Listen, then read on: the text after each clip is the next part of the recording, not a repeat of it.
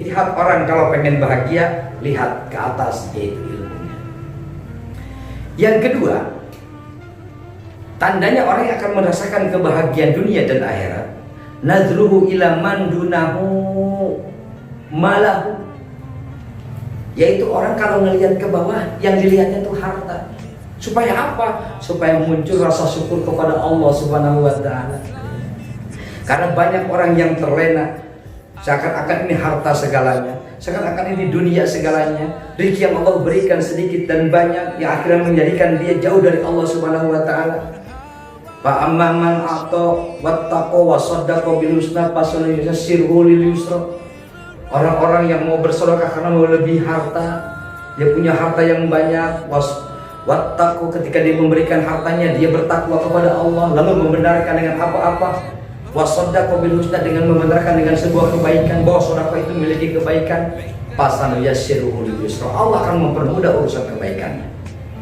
Ketika orang memiliki harta, kita lihat orang itu hartanya di atas kita, ada orang hartanya di bawah kita, kita berpikir mudah-mudahan kita bisa bersyukur walaupun dengan harta yang terbatas, tidak seperti orang dengan kekayaannya. Alhamdulillah kita masih bisa berbuat baik kepada orang lain, bahkan keluarga kita. Itulah, lihat orang lain ke bawah, yaitu kau lihat hartanya, harta itu. Maka oleh sebab itu kata Rasulullah Sallallahu Alaihi Wasallam, Rasul menyampaikan, man lahu malun falyatasaddaq bimalihi, wa man lahu quwwatun falyatasaddaq bi quwwatihi, wa man lahu ilmun falyatasaddaq bi ilmihi. Barang siapa yang punya harta, hendaklah kau sedekah dengan hartamu. Walaupun kita punya harta sedikit, pas-pasan, tapi alhamdulillah kita bisa bersedekah. Karena yang menjadikan orang bahagia dan kaya itu ketika dia bisa bersedekah. Ketika kita melihat ke bawah, ternyata banyak orang di sekitar kita yang mereka dengan rezekinya yang melimpah ruah, hartanya banyak, tapi mereka tidak bisa bersedekah. Sementara kita menjalankan orang yang kaya, orang yang hebat, yang punya harta, ketika mereka mau bersedekah kepada Allah Subhanahu wa Ta'ala, dengan harta itu mereka bersedekah. Kita yang sedang memiliki harta biasa-biasa saja, tidak seperti mereka, tapi kita mau mengungkapkan rasa syukur kita kepada Allah dengan cara kita bersedekah. Lihat ke bawah, yaitu hartanya, jangan lihat selain harta mereka.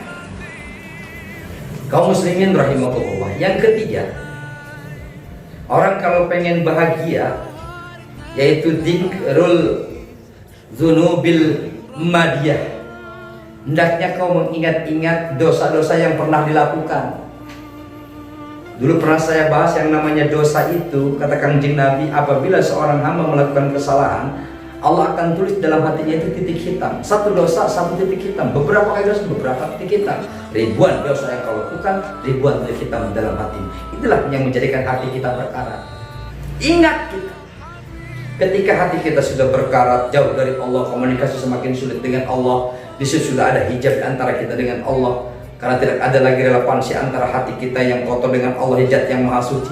Akhirnya komunikasi terganggu, permintaan kita tidak kunjung datang. Jangan salahkan siapa-siapa, kehidupanmu termakin terpuruk. Jangan salahkan siapa-siapa, kehidupanmu semakin terjatuh. Cuma satu sebabnya, kau ingat dosa-dosamu dulu. Dzikrul dzunubil madiyah, dosamu kau ingat. Banyak orang yang terbelenggu masuk kepada keniscayaan. Nabi Adam sampai Nabi Isa, bahkan Nabi Muhammad diutus oleh Allah supaya manusia meninggalkan perbuatan-perbuatan yang dosa, perbuatan-perbuatan yang dilarang oleh Allah Subhanahu wa Ta'ala.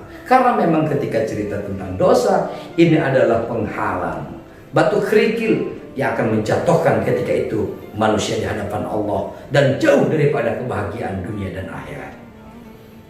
Ketika kesalahan itu sedikit, jangan kau ambil sedikitnya. Ketika kesalahan itu besar, jangan kau biasakan dengan kebesarannya. Katakan Nabi, tidak ada dosa yang sedikit, walaupun kau lakukan terus menerus, niscaya dosa itu akan menjadi besar. Dosa besar tidak ada istilah dosa besar, selama kau mau beristighfar kepada Allah Subhanahu wa Ta'ala. Dosa yang lalu kita ingat-ingat kepada Allah, ternyata banyak sekali perbuatan-perbuatan kita yang bertentangan dengan hukum Allah. Disitulah kita ingat dosa kita. Inilah tanda kalau orang pengen bahagia, ingat dosa, perbuatan-perbuatan yang lalu, perbuatan yang tidak disenangi oleh Allah, dan itu termasuk perbuatan dosa. Itulah tanda di antara orang yang akan bahagia. Kaum muslimin rahimakumullah. Yang keempat, Apa? Nisyanul hasanatil madiyah. Kita melupakan kebaikan yang pernah kita lakukan. Kebaikan-kebaikan yang pernah kita lakukan, baik untuk diri kita ataupun untuk orang lain, kita lupakan. Karena kebaikan yang kita lakukan hakikatnya adalah tidak diterima di sisi Allah kalau tidak ada nilai keikhlasan. Nah, ketika keikhlasan inilah yang menjadi tonggak pendorong ketika kita bisa mendapatkan hasil daripada perbuatan baik tersebut.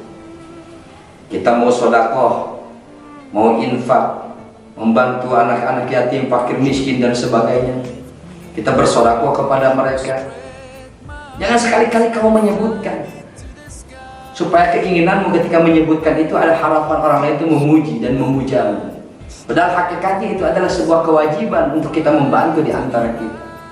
Kita sholat malam, alhamdulillah kita bisa laksanakan. Ternyata kita ketika datang waktu kita menyebut-nyebut sholat malam tersebut, tahajud kita sebut-sebut, zikir kita disebut-sebut. Kita pengen tahu dengan rasa bangga. Ingat, ketika kau menyebutkan sebuah kebaikan, bahkan kau menyebutkan berulang-ulang kali, ketika kebaikan itu disebutkan di hadapan Allah, disebutkan di hadapan manusia, niscaya ibadahmu akan sia-sia. Lupakan segala bentuk kebaikan yang pernah kita lakukan, karena hakikatnya itu adalah datang dari Allah. Kekuatan Allah diberikan kepada kita. La haula wala quwata illa billahil aliyil azim. Itulah tadi 4 perkara di mana manusia akan merasakan kebahagiaan dunia dan akhirat, akan mendapatkan kebahagiaan dunia dan akhirat manakala 4 perkara tadi bisa kita laksanakan dalam kehidupan. Kita bisa aplikasikan dalam kehidupan kita sehari-hari. Insya Allah, mudah-mudahan Allah menjadikan kita termasuk orang-orang yang berbahagia sesuai dengan doa kita di bulan yang suci ini. Allahumma ij'alna minas syuhada'il maqbulin wa la taj'alna minal asyqiyatil mardudin. Ya Allah, jadikan kami hamba-hamba yang berbahagia, ibadah kami diterima. Jangan kau jadikan kami hamba-hamba yang celaka dan ibadah kami ditolak oleh-Mu. Subhanallah min dzalik. Itulah yang bisa saya sampaikan. Saya ucapkan selamat berbuka puasa bagi yang melaksanakan. Mudah-mudahan Allah Subhanahu wa taala memberikan kekuatan kepada kita untuk selalu bisa menjalankan segala bentuk perintahnya dan menjauhi semua apa yang dilarang oleh Allah Subhanahu wa taala. Wallahu muwaffiq ila aqwamit thoriq. Assalamualaikum warahmatullahi wabarakatuh.